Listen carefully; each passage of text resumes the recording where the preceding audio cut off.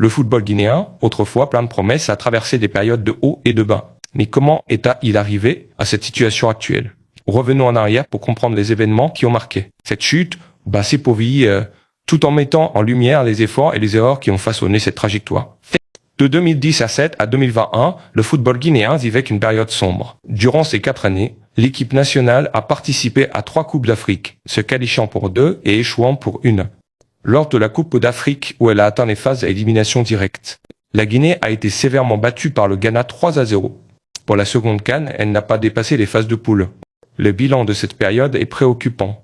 37 matchs joués, avec seulement 11 victoires, 12 matchs nuls et 14 défaites. 44 buts marqués contre 61 encaissés.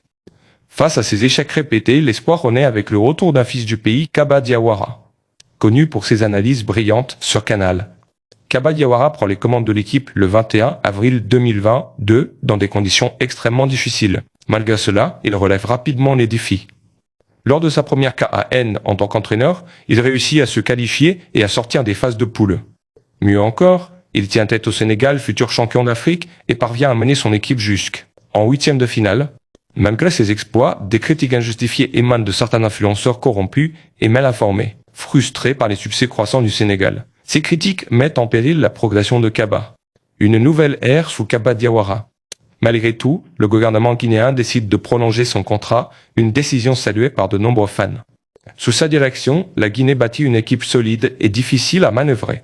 De nombreux binationaux rejoignent le projet, séduits par la vision de Kaba. La Guinée se qualifie à nouveau pour la CAN 2024, réussit à sortir des poules et atteint même les quarts de finale, surpassant sa précédente performance. Le tournant des Jeux Olympiques. Koma, motivé par son patriotisme, accepte de diriger l'équipe U23 pour les Jeux Olympiques, malgré le manque de moyens. Il sait porter tous à son enfin, il utilise cette compétition pour tester de nouveaux joueurs. Malheureusement, les résultats ne sont pas à la hauteur, ce qui conduit à son élection. Après le départ de Kaba, la Guinée engage un entraîneur étranger qui ne parvient pas à redresser la barre. L'équipe devient incapable de gagner. Elle échoue même à se qualifier pour la prochaine CAN. Cette situation met en lumière l'incompétence de la Fédération guinéenne de football, qui devient un obstacle majeur pour le développement du football guinéen. Conclusion, une solution pour l'avenir. Pour sortir de cette crise, le gouvernement doit agir.